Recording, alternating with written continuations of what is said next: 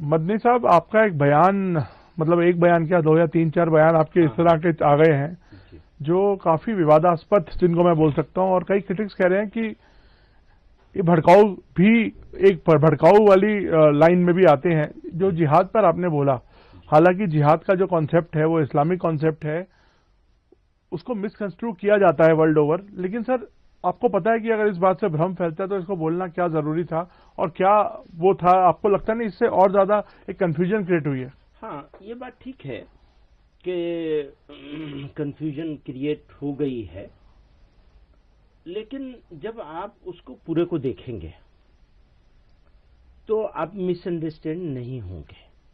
Misunderstand होने से बचाना मेरी जिम्मेदारी थी, और आप उस जिम्मेदारी को मैं पूरा नहीं कर सका, आप उसके लिए मुझे कसूरवार करार दे सकते हैं। लेकिन अगर आप पूरा बयान देखेंगे तो तीन बातें कही गई हैं। एक तो ये कि इंडिया में उस जिहाद को, जिहाद के कई माने होते हैं। मसलन खुद नबी सल्लल्लाहु अलैहि वसल्लम ने फरमाया, जिहाद असगर से जिहाद अकबर की तरफ चलो। अकबर यानी सबसे बड़ा जिहाद। सबसे बड़ा जिहाद क्या है? अपने नफ्स को ठीक करो, अपने आप को ठीक करो, झूठ बोलना, फला फला फला, इन सारी चीजों से अपने आप को मुक्त करो। इसी तरह से कहीं जुल्म हो रहा है, उस जुल्म का विरोध करो, इसको भी जिहाद करार दिया गया है, ऐन जिहाद है। तो हम अपने पिछले, आप जानते हैं हमारा ट्रैक रिकॉर्ड बिल्कुल, मैं वही 30 हैरान साल हूं। से, हाँ 30 साल से हम एक काम कर रहे हैं। जब से मैंने इस ऑर्गेनाइजेशन में एंट्री की, एक छोटे से सेक्रेटरी की हैसियत से, तब से एक मिशन बनाया है कि ये जो टेररिस्ट लोग जिहाद का यूज करते हैं, इस्लामिक टर्मिनोलॉजी का यूज करते हैं और फसाद फैलाते हैं, इसको कैसे एक्सपोज किया जाए और इसके खिलाफ इस्लामिक फिक़ह के हिसाब से, शरीयत जूरिस्प्रूडेंस के हिसाब से 6,000 उलमा को हमने हैदराबाद में जमा किया था, मुफ्तियों को, और फतवा लेके आए थे उसके खिलाफ। और उसके बाद से लगातार इसके ऊपर काम कर रहे हैं। अब हो क्या रहा है? हम तो ये काम कर रहे हैं टेररिस्टों से लड़ना, जिसको हम असल जिहाद समझते हैं। मैं हमेशा कहता रहा हूं, वो फसादी हैं, हम जिहादी हैं। आपने क्या किया? आपसे मुराद आप नहीं है। आपने क्या किया? पूरी मिनिस्ट्री ने, अब इसके ऊपर अगर लोग बैकफायर भी हो तो मुझे कोई इसकी परवाह नहीं है, मैं अपनी बात पर स्टैंड करता हूं, खड़ा हूं। पूरी मिनिस्ट्री ने, स्टेट्स की हो या सेंटर की हो, एक स्टैंड लिया है कि जब भी कोई बुरी चीज मुसलमानों से रिलेटेड आएगी तो उसको जिहाद से जोड़ेंगे। एक पवित्र शब्दावली है ये, और हमारा दायित्व है, कर्तव्य है, जिसको हम निभा भी रहे हैं। 30 साल से लड़ाई लड़ रहे हैं, और इससे पहले भी लड़ाई लड़ी है। जब आजादी की लड़ाई आंदोलन शुरू हुआ था तो भी जिहाद आजादी कहा गया था उसे, आजादी का जिहाद। उस्मान, ब्रिगेडियर उस्मान ने आजादी के बाद, पाकिस्तान बनने के बाद, पाकिस्तान के खिलाफ लड़ाई लड़ी। तो शहादत भी एक इस्लामिक टर्मिनोलॉजी है। उन्होंने शहादत ग्रहण करी थी, उनको उस जगह रहना नहीं था। उनके सब ऑर्डिनेट लोगों ने कहा आपको पीछे हटिए, आपका काम नहीं है यहां, और उन्होंने अपनी जान दी, जिसको नौशेरा का शेर कहते हैं। तो वो हमारा जिहाद है। उस्मान, ब्रिगेडियर उस्मान का जिहाद है, वो इस्लामिक जिहाद है कि उसने अपने वतन के लिए अपनी जान का नजराना पेश किया। हुआ क्या? लव जिहाद, लैंड जिहाद, थूक जिहाद, वोट जिहाद, जहां मुसलमान हो वहां जिहाद, और इसको गाली बना दिया गया। तो ये दरअसल इस्लाम को गाली देने के लिए बहुत सोच समझ के इसका यूज हो रहा है। हम चुपचाप बैठे थे, छोटे लोग कर रहे हैं, समझाएंगे सीनियर लोग उनको। बाद में बजाय समझाने के इसकी इंटेंसिटी और बढ़ाई गई, और चीफ मिनिस्टरों ने कहना शुरू कर दिया। फिर उसकी इंटेंसिटी और बढ़ाई गई, और सेंट्रल मिनिस्टरों ने कहना शुरू कर दिया, और सेंट्रल लीडरों ने कहना शुरू कर दिया, और इसको ऐसा बना दिया कि जैसे बस मुसलमान है तो जिहादी है, और जिहादी है तो मतलब फसादी है। तो ऐसे में मेरे लिए जिहाद को समझाना जरूरी हो गया या नहीं हो गया? ये मेरा दायित्व मुझे था। आप बताइए, पब्लिक की अंडरस्टैंडिंग के लिए, और जो लोग जो इस पे कंट्रोवर्सी कर रहे हैं, जो आपने कहा उसका टेररिज्म से कोई संबंध नहीं है या उसका वायलेंस से कोई संबंध नहीं है, कोई मतलब नहीं है। नहीं, तो इसको अगर, लेकिन आपको पता है कि इसका इस्तेमाल टेररिस्ट ऑर्गेनाइजेशंस करती हैं। अच्छा, अब आप ये समझिए, हम आप एक साथ बैठे हैं, राष्ट्र निर्माण, राष्ट्र रक्षा, राष्ट्र सुरक्षा, इस पर हम सब लोग एक साथ हैं, बिल्कुल, है ना, एक सहमत हैं हम। अब जब हम लोग सहमत हैं इसके ऊपर, बहुत ही बारीक सी बात है नवीन जी, अगर इसको समझेंगे तो आपको समझाना, आगे बढ़ाना आसान होगा। हम सब लोगों का मुश्तरक जिम्मेदारी उर्दू में कहते हैं, यानी कलेक्टिव रेस्पॉन्सिबिलिटी है। ये कलेक्टिव रेस्पॉन्सिबिलिटी है लड़ना। अगर टेररिस्ट इसको जिहाद कह रहा है तो आप भी और हमें भी उसको जिहाद मान लें, इससे उसका फायदा है, या उसको जिहाद न माने, इससे उसका नुकसान है। सब भ्रम तो फैलाया गया ना। भ्रम किसने फैलाया सर? लेकिन आप देखिए, पाकिस्तान जैसी कंट्री जिहाद इस्तेमाल करती है। वही मैं कह रहा हूं, जो पाकिस्तान यूज करेगा वही हम भी यूज करने लगेंगे, या हम उसको एक्सपोज करेंगे? आप ये बताइए सर। मतलब मैं आपके इंटेंट समझ रहा हूं, देखिए, लेकिन अगर आप मुश्किल क्या है, अभी लोग समझने के लिए तैयार नहीं जी। 30 साल से हम एक काम कर रहे हैं, वो ट्रैक रिकॉर्ड को भी लोग नहीं देख रहे हैं और समझने के लिए तैयार नहीं है। क्यों? उनके ट्रैप में आ गए। प्लीज प्लीज मेरी हम्बल रिक्वेस्ट है, आप उनके ट्रैप में मत आइए। पाकिस्तानी जिनके आका पाकिस्तान में बैठे हुए हैं, उन लोगों के ट्रैप में अगर आप आएंगे तो उनको मजबूत कर रहे हैं, अपने आप को कमजोर कर रहे हैं। प्लीज कमजोर मत। तो आपका मतलब सिर्फ जिहाद को क्लियर डेफिनेशन देना था कि एग्जैक्टली ये आप बोल रहे हैं, उसको डिफाइन करना चाहते थे। इसीलिए आप अगर पूरा देखेंगे तो साफ साफ बहुत ही बोल्ड स्टेप है कि ये कहा जा रहा है कि इंडिया में तो इस पर बहस ही नहीं हो सकती। इससे बड़ा बोल्ड स्टेप हो नहीं सकता कि इस पर डिबेट ही नहीं हो सकती कि जिहाद यहां होगा या नहीं होगा। तो चलिए, ये तो एक तरफ हो गया, आपने क्लियर कर दिया कि आपका मतलब वायलेंस से नहीं था, आपका मतलब कोई उकसाने से नहीं था, आपका मतलब था लोगों को बताना कि जिहाद का रियल मीनिंग क्या है। अब हम आते हैं सुप्रीम कोर्ट पे। आप सुप्रीम कोर्ट को भी लताड़ रहे हैं। अब आप क्या कह रहे हैं कि मैंने ये कहा कि सुप्रीम कोर्ट गलत है, और जो मैंने कहा है सुप्रीम कोर्ट सरकार के दबाव में काम करता है। इस तरह का ऐसी फीलिंग्स है। देखिए, मैं एक इंडिविजुअल नहीं हूं, एक ऑर्गेनाइजेशन से बिलोंग करता हूं, और वो ऑर्गेनाइजेशन एक पर्टिकुलर कम्युनिटी के साथ बिलोंग करती है। अगर मैं उसकी फीलिंग्स को आप लोगों तक, मुल्क तक नहीं पहुंचाऊंगा तो मैं बेईमान हूंगा। फीलिंग्स क्या है? कि डंडी मारी जा रही है, उस फीलिंग को बयान किया है मैंने। हो सकता है वो फीलिंग गलत भी हो, क्योंकि बहुत सारे अच्छे फैसले भी आए हैं, उनकी तारीफ भी होती है। हमेशा ये कहा गया है इस ऑर्गेनाइजेशन के रिजोल्यूशंस में, 1-2 में नहीं 20 में, कि हमारे लिए बहुत बड़ी होप, बहुत बड़ा सहारा है। ये जो हमारे कॉन्स्टिट्यूशन के निर्माताओं ने, भारत के संविधान के निर्माताओं ने जो आइडिया रखा था, वो ये बीच में ये जो हम लोग कहते हैं डेमोक्रेसी के 4 पिलर हैं, उसमें एक कोर्ट को रखा गया है, जुडिशरी को रखा गया है। तो उसका मतलब यही है कि मेजोरिटेरियनिज्म ना आ जाए। समझिए, अगर सारे लोग मिल करके, मेजोरिटी मिल करके कोई कानून बनाए, वो कानून तो फाइनल होगा, पर वहां एक बीच में एक वो रख दिया है। बट सर, ये असुरक्षा की भावना मुझे लगता नहीं है ऐसा कुछ कोई डेलिब्रेट है। तो हम भी जमीन पे हैं सर। आपको मुसलमान होना पड़ेगा इस पे आने के लिए। ऐसा मतलब सर, ये तो थोड़ा सा मैं इससे डिसएग्री करता हूं। ठीक है, आप डिसएग्री करें, ये आपका अधिकार है। तो मेरा अधिकार क्यों छीन रहे हैं इस बात को कहने का कि हमें ऐसी जगह खड़ा कर दिया है कि हम ये महसूस फील कर रहे हैं कि हमें दीवार से लगा दिया गया, मतलब दीवार से लगा दिया। ये हमारी फीलिंग है।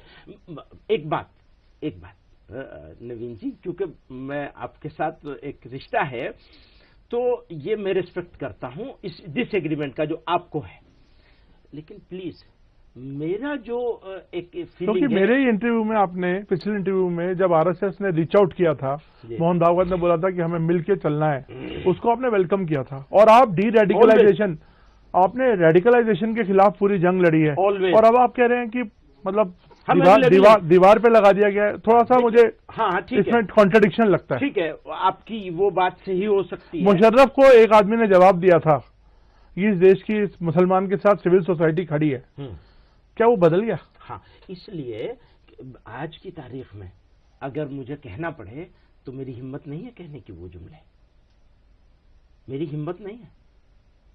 क्यों? इसलिए कि पूरे मुल्क में सिचुएशन ऐसी हो गई है।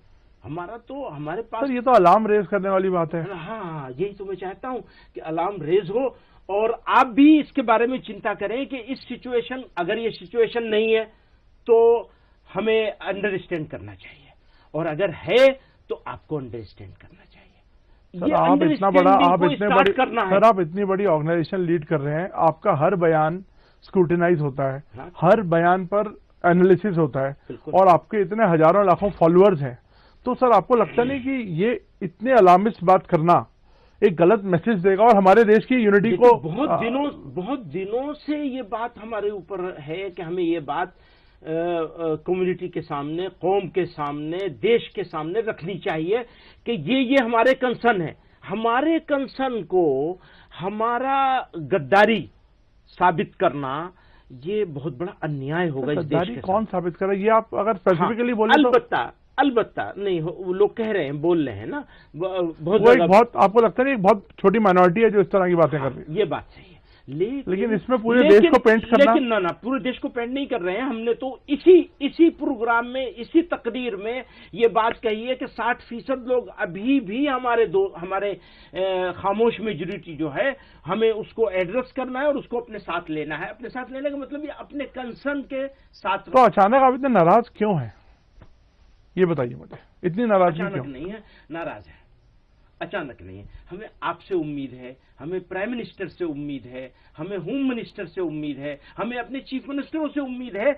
मैं मानता हूं इलेक्शन के लिए उन्हें कुछ करना है, बांटने वाला। आप हिमंता बिस्वा पे बोल रहे हैं क्या? आप किस चीफ मिनिस्टर को निशाना? नहीं, मैं सभी को कह रहा हूं।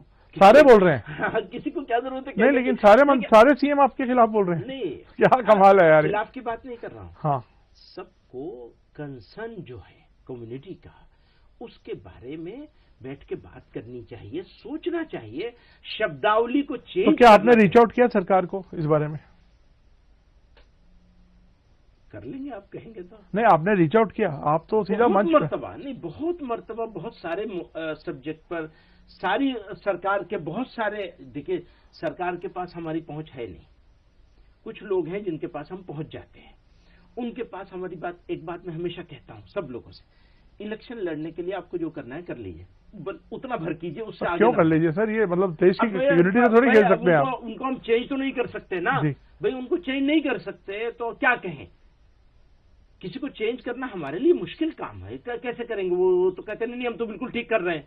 एक और प्रॉब्लम है, जैसे आपने क्या कहा, आपने कहा सारों को पेंट कर रहे हो तुम, आपने कहा ना सर। हालांकि आपने ये देखा ही नहीं, हमने सारों को पेंट ही नहीं। मैं तो आपसे सवाल पूछ रहा हूं। एक बात ऐसी बता दीजिए जिससे मैंने सारे देश के लोगों को या देश को पेंट किया हो, एक बात बता दीजिए, एक मिसाल। नहीं, मैं कह रहा हूं, आप कह रहे हैं ना मुसलमानों को, पूरे मुसलमान कम्युनिटी को दीवार पे लगा दिया गया, ऐसा लग रहा है। ये तो पूरा एक पूरा जनरल सेंस हो गई ना। जनरल सेंस नहीं है, सोसाइटी में देखिए, this is not one against another. देखिए वो मुशर्रफ साहब वाला किस्सा हुआ था, मैंने कहा था 90% लोग हैं, आज हम 60 पे आ गए तो कंसर्न तो है ना इसको। चलिए देखिए, आपका जेन्युइन कंसर्न हो सकता है, मैं इस पे और ज्यादा इसमें ना वो नहीं करूंगा, ठीक है। लेकिन खुद मेरा भी एक अपना पॉइंट ऑफ व्यू है, इसलिए मैंने वो एक्सप्रेस किया। नहीं, अच्छा किया, ठीक है सर। और अब मैं आता हूं, ये मुर्दा कौम है और वंदे मातरम पे भी सवाल जवाब, तो ये तो आपको, मेरे को लगता नहीं आपने कभी इस तरह की पहले बात करी है। वंदे मातरम के ऊपर हमारी ऑर्गेनाइजेशन का 2011 में और उससे पहले आजादी के फौरन बाद ये बात बहुत बहस की चली है। अभी क्या हो रहा है कि जबरदस्ती करवाई जा रही है स्कूलों में, जगह जगह, तो पढ़ना ही पड़ेगा। अब आप ये बताइए, एक स्कूल नहीं 20 इंसिडेंट है जहां दूसरे जो ये सुबह के जो तराने हुआ करते थे, दुआ हुआ करती थी, लपे आती है दुआ बन के तमन्ना मेरी, इसके ऊपर स्कूलों को लाइन हाजिर कर दिया गया, नोटिस दे दिए गए। और ये कि वंदे मातरम क्यों नहीं कर रहे हो? तो ये जो जबरदस्ती का है, ये आइडिया ऑफ इंडिया मेरे ख्याल में तो नहीं है। तो उसको आप अगर आप लीगली इसको चैलेंज आइडिया करिए ऑफ इंडिया ना, बनाना आप उसको चाहते लीगली हैं, चैलेंज कर रहे हैं। जरूरत पड़ेगी तो करेंगे।